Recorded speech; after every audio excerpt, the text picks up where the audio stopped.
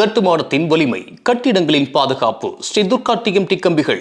DVR garden signature living T Nagar இப்போ திருவள்ளூருக்கு வந்தாச்சு. Near D Mart on new bypass road, Tiruvallur நகராட்சிக்குட்பட்டது. பிளாட் 20 லட்சம் முதல். கான்டாக்ட் 9955511814.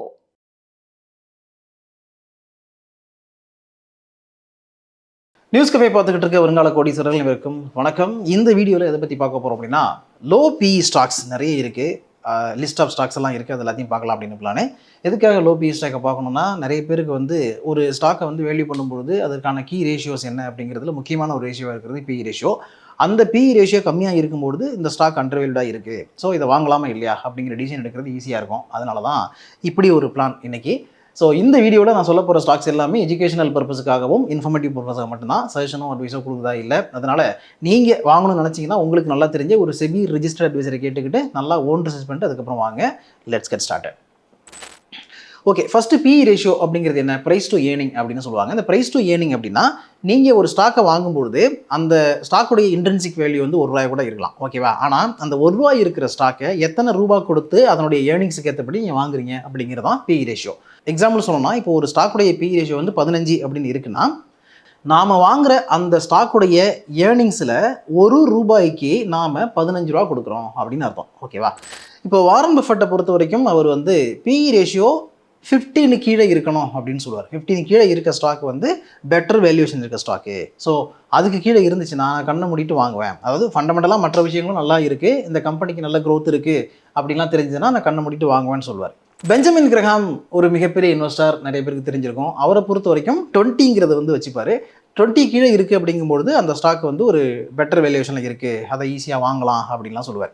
இதே இடத்துல இன்னொரு முக்கியமான விஷயமும் இருக்குது. சில ஸ்டாக்ஸ் பார்த்தீங்கன்னு வச்சிங்களேன், 10க்கு கீழே பிஇ ரேஷியோ இருக்கும், 12, 13 அப்படின்னு கூட இருக்கும், 5, 4, 3 அப்படின்னு கூட இருக்கும். சில ஸ்டாக்ஸ் வந்து 20க்கு மேலே இருக்கும், 25, 30, 40, 100க்கு மேலேலாம் பிஇ ரேஷியோ இருக்க ஸ்டாக்ஸ் எல்லாம் இருக்குது, நம்ம பார்த்துருக்கோம்.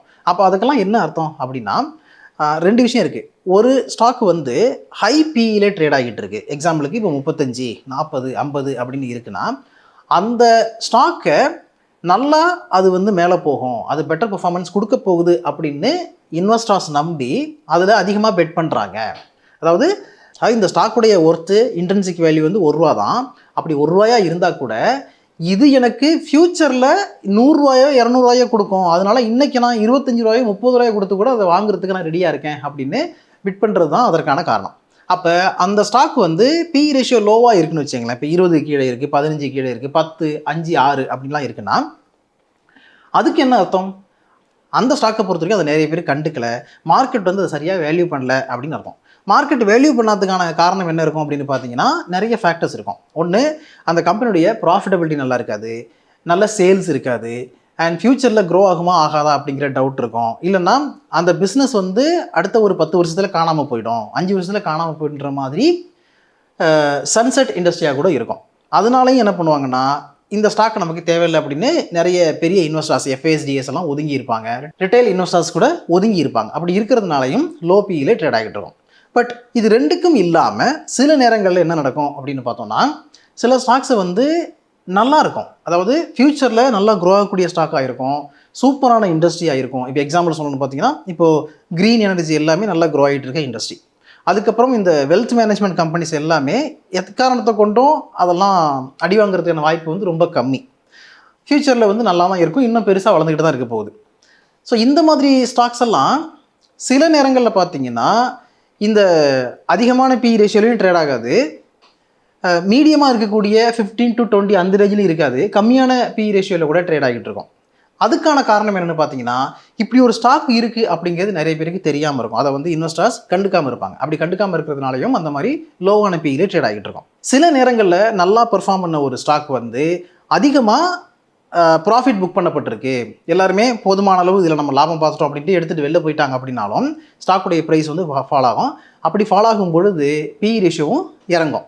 அந்த மாதிரியும் வந்து அண்டர் வேல்யூடாக போகிறதுக்கும் வாய்ப்பு இருக்குது. இப்போ ஓவராலாக என்ன பண்ணணும் அப்படின்னு பார்த்தீங்கன்னா, ஃபஸ்ட்டு வந்து ஒரு 3-4 மெட்ரிக்ஸை வந்து நீங்கள் கவனிக்கணும். அந்த மெட்ரிக்ஸ் என்னென்னா, ஒரு கம்பெனியை அனலைஸ் பண்ணும்போது அந்த கம்பெனியுடைய ஃப்யூச்சர் என்னவா இருக்க போகுது, அவங்க என்ன பிஸ்னஸ் பண்ணுறாங்க, இந்த பிஸ்னஸுக்கான காம்படிட்டர் யாரெல்லாம் இருக்கிறாங்க, இந்த பிஸ்னஸுக்கு காம்படிட்டரே இல்லை, இது ஒரு மோட்டு பிஸ்னஸாக இருக்கா, இதுக்கு வந்து இது ஒரு மோனோப்பலியாக இருக்கா அப்படிங்கிறத பார்க்குறது ஒன்று. காம்படிட்டர் இருந்தாலும் இந்த கம்பெனி எந்த அளவுக்கு எஃபிஷியண்ட்டாக அவங்களுடைய ப்ராடக்ட்டை பண்ணுறாங்க, அவங்க ப்ராடக்ட் கொடுக்குறாங்களா, சர்வீஸ் கொடுக்குறாங்களா, எந்த இண்டஸ்ட்ரியில் இருக்கிறாங்க, அந்த இண்டஸ்ட்ரியுடைய வேல்யூவேஷன்லாம் எப்படி இருக்குது, ஃபியூச்சரில் என்ன க்ரோத் இருக்கும் அப்படின்னு நிறைய பேர் எக்ஸ்பெக்ட் பண்ணுறாங்க, மார்க்கெட்டுடைய ட்ரெண்ட் எப்படி இருக்குது, இப்படி பல விஷயங்களை வந்து பார்க்கணும். இதையெல்லாம் பார்த்துட்டு பிஇ ரேஷியோ என்ன இருக்குது அப்படிங்கிறது நீங்கள் பார்த்தீங்கன்னு வச்சுங்களேன், சம்டைம்ஸ் இப்போ 30 அப்படிங்கிற பிஇ ரேஷியோ இருக்குது அப்படின்னா கூட அந்த ஸ்டாக்கை 30 பியில் வாங்குறது வந்து ஒர்த்தா இல்லையாங்கிறத வந்து நம்ம ஈஸியாக கண்டுபிடிக்கலாம். அதுக்காக தான் நம்ம என்ன சொல்லுவோம்னா இண்டஸ்ட்ரி பி என்ன இருக்குது அப்படிங்கிறத வந்து கவனிங்கன்னு சொல்லுவோம். இப்போது எக்ஸாம்பிளுக்கு டாடா ஸ்டீல் அப்படிங்கிற ஒரு கம்பெனி எடுத்துப்போம். டாடா ஸ்டீல் கம்பெனியுடைய பி ரேஷியோ என்ன இருக்குன்னா இப்போ வந்து 46 அந்த ரேஞ்சில் இருக்குது. இப்போ டாடா ஸ்டீலுடைய பி ரேஷியோ 46 இருக்கும்பொழுது டாடா ஸ்டீல் இருக்கிறது எந்த இண்டஸ்ட்ரி? Steel industry. அப்போ ஸ்டீல் இண்டஸ்ட்ரியுடைய பி ரேஷியோ என்ன இருக்குது அப்படின்னு பார்த்தீங்கன்னா இது ஓவர் வேல்யூடாக இருக்கா, அண்டர் வேல்யூடாக இருக்கா அப்படிங்கிறத கண்டுபிடிக்கலாம். இப்போது ஸ்டீல் இண்டஸ்ட்ரியுடைய பி ரேஷியோ பார்த்தோன்னா 21 அந்த ரேஞ்சில் இருக்குது. அப்போ 21 விட 48ங்கிறது அதிகமாக இருக்குது. அப்போ என்ன அர்த்தம்? ஓவராலாக ஸ்டீல் இண்டஸ்ட்ரியுடைய பி ரேஷியோவே 21 அந்த ரேஞ்சில் தான் இருக்குது. ஆனால் டாடா ஸ்டீல் கம்பெனியை வந்து அதிக விலை கொடுத்து வாங்குறதுக்கு இன்வெஸ்டர்ஸ் ரெடியாக இருக்கிறாங்க, அதுக்கு வந்து ஃபியூச்சர் பொட்டன்ஷியல் இருக்குது அப்படின்னு அவங்க நம்புகிறாங்க. அதனால இது 46, 45 அந்த பியில் ட்ரேட் ஆகிட்டு இருக்கு. அப்போ இந்த இடத்துல என்ன பண்ணணும்? இந்த இடத்துல வந்து நம்ம கவனமாக இருக்கணும். ஏன்னா இண்டஸ்ட்ரி எந்த அளவுக்கு பெர்ஃபார்ம் பண்ணிக்கிட்டு இருக்கோ அதை விட அதிகமாக ஒரு ஸ்டாக்கு பெர்ஃபார்ம் பண்ணிக்கிட்டு இருக்கு, அப்படி தான் எடுத்துக்க முடியும். இப்போ நீங்கள் டாடா ஸ்டீலுடைய ஷேர் ப்ரைஸ் பார்த்தாலே தெரியும், உச்சத்தில் இருக்குது, 178 அந்த ரேஞ்சில் உச்சத்தில் தான் இருக்குது. ஆக்சுவலாக இதனுடைய ப்ரைஸுங்கிறது 100 ரூபா 120 ரூபா ரேஞ்சிலேருந்து வந்து இதுக்கு மேலே நல்லாவே மேலே போயிருக்கு அப்படிங்கிறது பார்க்க முடியுது. அப்போ என்ன அர்த்தம்? அதாவது அதனுடைய ஹையஸ்ட் ப்ரைஸுக்கிட்ட தான் அது ட்ரேட் ஆகிட்டு இருக்கு. இப்போ இந்த இடத்துல போயிட்டு நம்ம டாடா ஸ்டீலில் வாங்கினோம்னா நாளைக்கே அது ஃபர்தராக ஃபாலோ ஆகும்பொழுது பெரிய நஷ்டத்தை சந்திக்கிறதுக்கான வாய்ப்புகள் அதிகம். இது நான் ஒரு எக்ஸாம்பிளுக்கு தான் சொல்கிறேன். அதனால தான் இண்டஸ்ட்ரி பி ரேஷியோ என்ன இருக்குது, ஸ்டாக்குடைய பி ரேஷியோ என்ன இருக்குது அப்படிங்கிறத பார்க்கணும். அண்ட் ஆல்சோ ஓவராலாக இப்போ நிஃப்டி 50 எடுத்துக்கிட்டோம்னா நிஃப்டியுடைய பி ரேஷியோ என்ன இருக்குது அப்படிங்கிறதையும் பார்க்குறது நல்லது. ஃபஸ்ட்டு நம்ம பார்க்குறது power finance corporation. Power finance corporation அப்படிங்கிற கம்பெனி பவர் செக்டாரில் இருக்கக்கூடிய கம்பெனிஸ்க்கு இன்ஃப்ராஸ்ட்ரக்சருக்காக ஃபைனான்ஸ் பண்ணக்கூடிய கம்பெனி. இந்த கம்பெனியில் இருக்க ஒரு பெரிய ப்ளஸ் பாயிண்ட் என்ன பார்த்தீங்கன்னா இவங்களுடைய ஃபைனான்சிங் மார்ஜின் வந்து 30க்கு மேலே இருக்கும், 36, 35, 37 அந்த ரேஞ்சில் இருக்கும். இப்போது பவர் ஃபைனான்ஸ் கார்பரேஷனுடைய பி ரேஷியோ வந்து 5 and odd தான் இருக்குது, ரொம்ப ரொம்ப லோவாக இருக்குது. இண்டஸ்ட்ரி பி எவ்வளோ இருக்குன்னு பார்த்தீங்கன்னா 23 அந்த ரேஞ்சில் இருக்குது. ஆனால் இந்த இண்டஸ்ட்ரி பி அப்படிங்கிறது வந்து ஓவராலாக ஃபைனான்ஸ் செக்டார் இருக்கிற பிஇ அப்படின்னு எடுத்துக்கணும்னு நினைக்கிறேன். ஏன்னா பவர் செக்டாருக்கு ஃபைனான்ஸ் பண்ணக்கூடிய ஒரு கவர்மெண்ட் கம்பெனி அப்படின்னு பார்த்தீங்கன்னா அது இந்த கம்பெனி மட்டும்தான், வேறு கம்பெனி கிடையாது. ப்ரைவேட்லேருந்து ஃபைனான்ஸ் வர்றதுங்கிறது வேறு. ஏன் இந்த கம்பெனியுடைய பி ரேஷியோ இவ்வளோ கம்மியாக இருக்குது அப்படின்னு பார்த்தா நிறைய பேர் ப்ராஃபிட் புக் பண்ணிவிட்டு வெளில போயிருக்கிறாங்க. ஸோ நிறைய செல்லிங் ப்ரெஷர் இந்த ஸ்டாக்குக்கு இருந்திருக்கு, அதனால இந்த ரேஷியோ வந்து கம்மியாக இருக்குன்ற மாதிரி நமக்கு தகவல் கிடைக்கிது. அடுத்து நம்ம பார்க்க போகிற ஸ்டாக்கு யூனியன் பேங்க். யூனியன் பேங்குடைய பி ரேஷியோ 6க்கு மேலே இருக்குது. இண்டஸ்ட்ரி வந்து 7.9 அந்த ரேஞ்சில் தான் இருக்குது. அப்போ ஆல்மோஸ்ட் வந்து ஈக்குவலாக ட்ரேட் ஆகிட்டு இருக்கு, அதாவது கிட்டத்தட்ட சேமாக வந்து ட்ரேட் ஆகிட்டு இருக்கு அப்படின்னு எடுத்துக்கலாம். ஆனால் பேங்கிங் செக்டாரை பொறுத்த வரைக்கும் நம்ம பி ரேஷியோ மட்டுமே பார்க்கக்கூடாது. இந்த கம்பெனியுடைய ப்ரைஸ் டு புக் என்ன இருக்குது, இந்த கம்பெனியுடைய ப்ரொவிஷன்ஸ் எவ்வளோ இருக்குது. ப்ரொவிஷன்ஸ் அப்படிங்கிறது அவங்க வந்து எவ்வளோ லோன் கொடுத்துருக்காங்களோ அது வந்து பேட் டேட்டா மாறும்பொழுது ப்ராப்பராக அவங்களுக்கு வந்து அந்த கலெக்ஷன் எல்லாமே வராமல் இருக்கும் பொழுது அதை காப்பாற்றிக்கிறதுக்காக ஒரு போர்ஷனை வந்து எடுத்து வைப்பாங்க, அதுக்கு வேறு ப்ரொவிஷன். அந்த ப்ரொவிஷன் அதிகமாக இருக்குது அப்படின்னா அந்த பேங்க் சரியான முறையில் செயல்படலை, அதாவது அவங்க லெண்டிங் பிஸ்னஸ் ப்ராப்பராக இல்லை அப்படின்னு அர்த்தம், நிறைய என்பிஐ இருக்குன்னு அர்த்தம். ஸோ இது எல்லாத்தையும் வந்து அனலைஸ் பண்ணணும். அனலைஸ் பண்ணிட்டு தான் நம்ம வந்து இதை சொல்ல முடியுமே தவிர வெறும் just like that B ratio மட்டும் வச்சுக்கிட்டு நம்ம பார்க்க முடியாது. அடுத்தது கனரா பேங்க் எடுத்துக்கிட்டிங்கன்னா அதுவும் 6 and odd அப்படி தான் பி ரேஷியோ இருக்குது. இண்டஸ்ட்ரி பி 7.9 அந்த ரேஞ்சில் இருக்குது. அதாவது என்ன யூனியன் பேங்க் பார்க்குறோமோ அதே மாதிரி ஈக்குவல் தான். இதுக்கும் முன்னாடி சொன்ன அதே விஷயம் தான் அப்ளிகபிள் ஆகும். அடுத்து டாடா மோட்டாருடைய பி ரேஷியோ பார்த்தீங்கன்னாலும் 6.9 அந்த ரேஞ்சில் இருக்குது. இண்டஸ்ட்ரி பி 33 அப்படி இருக்குது. அப்போ 33 இண்டஸ்ட்ரி பி இருக்குது, டாடா மோட்டாருடைய பி ரேஷியோ வந்து 6.9 அந்த ரேஞ்சில் தான் இருக்குது, இல்லை ஆல்மோஸ்ட் 7 இருக்குது அப்படின்னு வச்சுக்கிட்டா கூட இந்த ஸ்டாக் வந்து அண்டர் வேல்யூடாக இருக்கா, இப்போ போயிட்டு நம்ம வாங்கலாமா அப்படின்னு பார்த்தீங்கன்னா அண்டர் வேல்யூக்கான காரணம் என்ன அப்படிங்கிறத நான் ஏற்கனவே சொன்னேன், அதை வந்து இதில் அப்ளை பண்ணி பார்க்கலாம். ரெண்டாவது, டாடா மோட்டார்ஸுக்கு எக்கச்சக்கமான பிரச்சனை இருக்குது. ஓகே, அதை பற்றி நிறைய பேர் ஏற்கனவே பேசியிருக்கிறாங்க. அதனால டாடா மோட்டார்ஸை வந்து இப்போ போயிட்டு கம்மியான ப்ரைஸில் தானே கிடைக்குது அப்படின்ட்டு நம்ம வாங்கினோன்னா நம்ம ப்ராஃபிட் எடுக்கிறதுக்கான டியூரேஷன் எவ்வளோ நாள் அதுக்காக வெயிட் பண்ண போகிறோம் அப்படிங்கிறத வந்து நம்ம டிசைட் பண்ணோம். ஓகேவா, அது வந்து 5 வருஷம் வெயிட் பண்ண போகிறோமா, 10 வருஷம் வெயிட் பண்ண போகிறோமா அப்படிங்கிற ஒன்று இருக்குல்ல, அதை வந்து நம்ம பார்த்துட்டு பிளான் பண்ணணும். அடுத்து நம்ம பார்க்குற கம்பெனி கோல் இண்டியா. கோல் இண்டியா வந்து 7.4 அந்த ரேஞ்சில் பி ரேஷியோ இருக்குது. இண்டஸ்ட்ரி பி வந்து 13க்கு மேலே இருக்குது. கோல் இண்டியாலாம் ஒரு மிகப்பெரிய மொனாப்பலி கம்பெனி, அதில் எந்த மாற்று கருத்தும் இல்லை. இந்த கம்பெனி இல்லாமல் இந்தியாவில் வந்து கோல் பிஸ்னஸே நடக்காது அப்படின்னு சொல்லலாம். அந்தளவுக்கு ஸ்ட்ராங்கான ஒரு அஸ்திவாரத்தை போட்டு வச்சிருக்க கம்பெனி. பட் ரீசன்ட் குவார்ட்டரில் வந்து இவங்களுடைய ப்ராஃபிட் பயங்கரமாக குறைஞ்சிருக்கு. அப்படி குறைஞ்சதுனால செல்லிங் ப்ரெஷர் இருந்திருக்கலாம், அதனால ஸ்டாக்குடைய ப்ரைஸு இறங்கியிருக்கலாம். அடுத்தது Bank of Baroda. Bank of பரோடாவும் வந்து இதுக்கு முன்னாடி சொன்ன பேங்க் மாதிரி தான் அப்ளை ஆகும். 6.2 அந்த ரேஞ்சில் PE ரேஷியோ இருக்குது. இண்டஸ்ட்ரி PE வந்து 7.9 அப்படி இருக்குது. இதுக்கு முன்னாடி கனரா பேங்க்லாம் என்ன சொன்னோம் அதே விஷயத்தை தான் நம்ம பேங்க் ஆஃப் பரோடாவுக்கும் அப்ளை பண்ணணும். அடுத்து நம்ம பார்க்குறது ONGC. ONGC PE ரேஷியோ 8.7 அந்த ரேஞ்சில் இருக்குது. இண்டஸ்ட்ரி PE வந்து 13க்கு மேலே இருக்குது. ONGCயுடைய நிலவரம் என்ன அப்படின்னு பார்த்தீங்கன்னா, இண்டஸ்ட்ரி PE கம்பேர் பண்ணி பார்க்குறது நல்லது. இண்டஸ்ட்ரியே வந்து 13 அந்த ரேஞ்சில் தான் இருக்குது. அதாவது இந்த இண்டஸ்ட்ரியே யாரும் பெருசாக கவனிக்கல அப்படிங்கிறது இதுலேருந்து தெரியுது. ஓகேவா? அப்படி இருக்கும்போது அதை விட லோவான PEயில் ONGC ட்ரேட் ஆகிட்டு இருக்கு. ஓகேவா? இந்த ஆயில் அண்ட் நேச்சுரல் கேஸ் இண்டஸ்ட்ரியுடைய ஃபியூச்சர் எப்படி இருக்க போகுது அப்படிங்கிறத நீங்கள் ஒரு ரோட் மேப் போடுறீங்க, ப்ரெடிக்ட் பண்ணுறீங்க அப்படின்னா இந்த ஸ்டாக்கை வாங்கலாமா இல்லையா அப்படிங்கிறத யோசிக்கலாம். ஏன்னா இன்றைக்கி வந்து எல்லாமே ரினியூவபிள் செக்டாரை நோக்கி சுவிட்ச் ஓவர் ஆகிட்டு இருக்காங்க. அப்படிங்கிறதுனால ஜென்ரலாகவே ஆயில் அண்ட் நேச்சுரல் கேஸ் செக்டாருக்கு வந்து ஒரு டவுன் ட்ரெண்ட் வந்துருக்கு அப்படிங்கிறத நம்ம அக்செப்ட் பண்ணணும். அதனால தான் இந்த மாதிரி செக்டார் பியும் கம்மியாக இருக்குது அண்ட் ஸ்டாக்குடைய PE ரேஷியோவும் கம்மியாக இருக்குது. அடுத்து நம்ம பார்க்குறது பாரத் பெட்ரோலியம். BPCL கம்பெனியுடைய PE ரேஷியோ பார்த்தீங்கன்னா 7.3 அந்த ரேஞ்சில் இருக்குது. இண்டஸ்ட்ரி PE எடுத்துக்கிட்டிங்கன்னா 20 அந்த ரேஞ்சில் இருக்குது. பாரத் பெட்ரோலியம் கம்பெனி என்ன பண்ணுறாங்க, ஆயிலை ரிஃபைன் பண்ணி பெட்ரோல் டீசல்லாம் விற்கிறாங்க. ஸோ இந்த இண்டஸ்ட்ரியுடைய PE ரேஷியோ 20 அந்த ரேஞ்சில் இருக்குது. அதாவது ஒரு கரெக்டான வேல்யூவேஷனில் இண்டஸ்ட்ரி இருக்குது. ஓகேவா? ஸ்டாக்குடைய PE ரேஷியோ 7.3 அந்த ரேஞ்சில் இருக்குது. அப்போ ரொம்ப அண்டர் வேல்யூடாக இருக்குது. அண்டர் வேல்யூடுக்கான காரணம் என்ன அப்படிங்கிறத நம்ம பார்க்கணும். அண்டர் வேல்யூடுக்கான காரணம் என்ன அப்படிங்கிறத நம்ம பார்க்கணும்னா அதுக்கு நம்ம கம்ப்ளீட்டாக ஃபண்டமெண்டல் அனலைஸ் பண்ணணும். சிம்பிளாக சொல்லலாம், இந்த கம்பெனியுடைய ப்ராஃபிட் கொஞ்சம் குறைஞ்சிருக்கு, அது ஒரு ரீசனாக இருக்கலாம். இருந்தாலும் ஷேர் ப்ரைஸ் வந்து பார்த்தீங்கன்னா இப்போ 52 வார ஹையஸ்ட் ப்ரைஸ் கிட்ட தான் இருக்குது அப்படிங்கிறதான் நமக்கு தெரியுது. அடுத்து நம்ம பார்க்குறது Punjab National Bank. Punjab National பேங்கோடைய PE ரேஷியோ 6.3 அந்த ரேஞ்சில் இருக்குது. இண்டஸ்ட்ரி PE வந்து 7.9 அப்படி இருக்குது. என்ன ஒரு ஒற்றுமை பாருங்களேன், இப்போ நம்ம சொன்ன எல்லா பேங்குக்குமே கிட்டத்தட்ட PE ரேஷியோ வந்து இந்த ரேஞ்சில் தான் இருக்குது. அண்ட் இண்டஸ்ட்ரி PE அப்படி தான் இருக்கும், அதில் சேஞ்சஸ் இல்லை. ஸோ பஞ்சாப் நேஷனல் பேங்க்கும் ஏற்கனவே கனரா பேங்க் என்ன சொன்னோம் அது எல்லாமே அப்ளிகபிள் ஆகும். அடுத்து நம்ம பார்க்குறது Indian Oil Corporation. Indian Oil கார்பரேஷனுடைய PE ரேஷியோ 9.7 அந்த ரேஞ்சில் இருக்குது. இண்டஸ்ட்ரி PE வந்து 20 அந்த ரேஞ்சில் இருக்குது.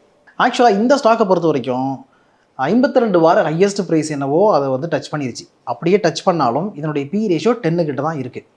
ஏன் 10 கிட்ட இருக்குது அப்படிங்கிறதுக்கு நம்ம டீப்பாக இதை பற்றி அனலைஸ் பண்ணி பார்க்கணும். அப்படி பார்த்தோம்னா அதை நம்ம கண்டுபிடிக்க முடியும். சான்ஸ் கிடச்சதுன்னா பாரத் பெட்ரோலியம், IOCL, HP மாதிரியான நிறுவனங்கள் இருக்குல்ல, அது எல்லாத்தையுமே நம்ம கம்பேர் பண்ணி ஒரு வீடியோ போடுவோம். இப்போதைக்கு அதுக்கு டைம் இல்லை. அடுத்தது இந்தியன் பேங்க். இந்தியன் பேங்குடைய PE ரேஷியோ அகைன் பார்த்தீங்கன்னா 9.9 அந்த ரேஞ்சில் இருக்குது. அதாவது இதுக்கு முன்னாடி பார்த்த பேங்கை விட கொஞ்சம் ஹையாக இருக்குது. இண்டஸ்ட்ரி PE 7.9 அந்த ரேஞ்சில் தான் இருக்குது. இந்தியன் பேங்குடைய ஷேரும் அந்த 52 வார ஹையஸ்ட் ப்ரைஸை டச் பண்ணிட்டு லைட்டாக கீழே இறங்கியிருக்கு. ஸோ இந்த பேங்குக்கும் வந்து ஏற்கனவே பேங்கிங் செக்டார் எப்படி பார்க்கணும் அப்படின்னு சொன்ன எல்லா விஷயங்களும் அப்ளை ஆகும். அடுத்து நம்ம பார்க்குறது state bank of India. State bank of இந்தியாவுடைய PE ரேஷியோ 11க்கு மேலே இருக்குது. இண்டஸ்ட்ரி PE 7.9 அந்த ரேஞ்சில் இருக்குது.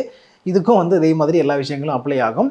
அண்ட் ரீசெண்டாக ஸ்டேட் பேங்க் ஆஃப் இந்தியா வந்து ஹையஸ்ட் ப்ரைஸில் இன்னும் போகிறதுக்கு பெர்ஃபார்ம் பண்ணுறதுக்கான வாய்ப்புகள் இருக்குது அப்படின்னா சில அனலிஸ்ட்லாம் சொல்லியிருந்தாங்க. இப்போ வந்து 950 ரூபாய்க்கு மேலே ட்ரேட் ஆகிட்டு இருக்குது. அடுத்து நம்ம பார்க்குறது Hindalco Industries. Hindalco Industries copper அலுமினியம்லாம் தயாரிக்கிற கம்பெனி, அதாவது மைனிங் பண்ணி ப்ரொடியூஸ் பண்ணுற கம்பெனி. இந்த கம்பெனியுடைய PE ரேஷியோ வந்து 11 கிட்ட இருக்குது. இண்டஸ்ட்ரி PE பார்த்தீங்கன்னா 19 அந்த ரேஞ்சில் இருக்குது. ஸோ இண்டஸ்ட்ரி PE விட கிட்டத்தட்ட 50% கம்மியாக தான் இது ட்ரேட் ஆகிட்டு இருக்கு. ஸ்டாக் ப்ரைஸ் வந்து அந்த 52 ஹைக்கு போயிட்டு அதுக்கப்புறம் ஃபால் ஆகிருக்கு. ஏன் அது ஃபால் ஆச்சு அப்படிங்கிறதுக்கான காரணத்தை நம்ம தேடணும். அண்ட் ஆல்சோ இந்த காப்பர் அண்ட் அலுமினியம் மைனிங் இண்டஸ்ட்ரிக்கான ஃபியூச்சர் எப்படி இருக்குது, அதனுடைய தேவைகள் என்ன இருக்குது அப்படிங்கிறதெல்லாம் பார்த்துட்டு லாங் டேர்முக்கு யோசிக்கும் பொழுது இந்த கம்பெனி எப்படி இருக்குது அப்படிங்கிறத நம்ம பார்க்கலாம். ஃபைனலாக நம்ம பார்க்குறது வேதாந்தா. வேதாந்தா வந்து எல்லா மினரல்ஸையும் எக்ஸ்ப்ளோர் பண்ணக்கூடிய ஒரு கம்பெனி அப்படின்னு எடுத்துக்கலாம். இந்த கம்பெனியுடைய PE ரேஷியோ 15 அந்த ரேஞ்சில் இருக்குது. இண்டஸ்ட்ரி PE 41க்கு மேலே இருக்குது. ஏன்னா ஓவராலாக அயன் ஓராக இருக்கட்டும், ஜிங்காக இருக்கட்டும், லெட்டு, சில்வர் அப்படின்னு நிறைய மினரல்ஸை மைனிங் பண்ணுற ஒரு கம்பெனிங்கிறதுனால டோட்டலாக அந்த இண்டஸ்ட்ரியுடைய PE அப்படிங்கிறது 41 அந்த ரேஞ்சில் இருக்குது. அதை கம்பேர் பண்ணும்போது ஸ்டாக்குடைய PE ரேஷியோ 15 அந்த ரேஞ்சில் இருக்குது. அப்படி பார்த்தோம்னா வாரன் பஃபெட் சொன்ன PE ரேஷியோக்கு இந்த கம்பெனியுடைய ஸ்டாக்கு கரெக்டாக வருது. இப்போ இந்த கம்பெனி நம்ம சூஸ் பண்ணோம் அப்படின்னா இதுக்கு மற்ற விஷயங்கள் நம்ம பார்க்கணும். இந்த கம்பெனியுடைய கேஷ் ஃப்ளோ எப்படி இருக்குது, மேனேஜ்மெண்ட் என்ன பிளான்லாம் பண்ணிக்கிட்டு இருக்காங்க, அவங்களுடைய ரீசெண்ட் ரிசல்ட் என்ன, கன்சிக்யூட்டிவாக என்ன ரிசல்ட் வந்து கொடுத்துருக்காங்க, எவ்வளோ இயர் ஆன் இயர் க்ரோத் இருக்குது, இது எல்லா விஷயங்களையும் நம்ம பார்த்துட்டு அதுக்கப்புறம் டிசைட் பண்ணோம். ஸோ PE ரேஷியோ அப்படிங்கிறது முக்கியமான இண்டிகேட்டரில் ஒரு இண்டிகேட்டர் அப்படின்னு எடுத்துக்கலாம். அந்த இண்டிகேட்டர் வந்து ஒரு ஸ்டாக்கு கம்மியாக ட்ரேட் ஆகுதா அதிகமாக ட்ரேட் ஆகுதா, எந்த அளவுக்கு ப்ரைஸை வந்து மார்க்கெட் கொடுக்குது, எந்த அளவுக்கு அந்த ஸ்டாக்கை மார்க்கெட் ரெகக்னைஸ் பண்ணுது அப்படிங்கிறதுக்கான ஒரு இண்டிகேட்டர். அதை மட்டுமே வச்சுக்கிட்டு நம்ம ஸ்டாக்கை வாங்கக்கூடாது. இருந்தாலும் அது ஒரு இண்டிகேட்டர். அதை எடுத்துக்கிட்டு மற்ற விஷயங்களை உள்ள டீட்டெயிலாக பார்த்துட்டு இன்வெஸ்ட் பண்ணோம் அப்படிங்கிறது தான் இந்த வீடியோ மூலமாக சொல்ல வேண்டிய விஷயம். ஸோ PE ரேஷியோ அப்படிங்கிறது ஒரு முக்கியமான இண்டிகேட்டர், அதில் டவுட் இல்லை. அந்த PE ரேஷியோ நமக்கு என்ன சொல்லுது, ஒரு ஸ்டாக் வந்து அண்டர்வேல்யூடாக இருக்கா ஓவர்வேல்யூடாக இருக்கா அப்படிங்கிறத நமக்கு காமிக்குது. அது அண்டர்வேல்யூடா ஓவர்வேல்யூடா அப்படிங்கிறதுக்கான காரணம் என்னங்கிறத நம்ம தேடிட்டு மற்ற விஷயங்கள் எல்லாத்தையுமே பார்த்துட்டு அதுக்கப்புறம் இன்வெஸ்ட் பண்ணுங்கிறது தான் இந்த வீடியோ மூலமாக நான் சொல்ல வந்த விஷயம்.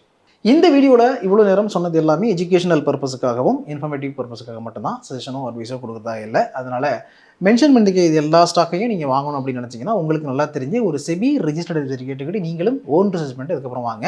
அண்ட் இதில் சொன்ன ஸ்டாக்ஸில் எதை நீங்கள் ஹோல்ட் பண்ணிட்டு இருக்கீங்க அண்ட் எந்த ஸ்டாக் பற்றி டீட்டெயிலான வீடியோ போட்டால் நல்லாயிருக்கும் அப்படின்னு நினைக்கிறீங்களோ அதையும் கமெண்ட்ஸில் சொல்லுங்கள். இதே மாதிரி அடுத்த ஒரு நல்ல வீடியோவில் மீட் பண்ணுவோம். அது வரைக்கும் உங்களை நீங்கள் பத்திரமா பார்த்துங்க. Thank you so much. இந்த வீடியோ உங்களுக்கு பிடிச்சிருந்தா லைக் பண்ணுங்க, ஷேர் பண்ணுங்க, கமெண்ட் பண்ணுங்க. மறக்காம பெல் பட்டனை கிளிக் பண்ணிட்டு சப்ஸ்கிரைப் பண்ணிடுங்க.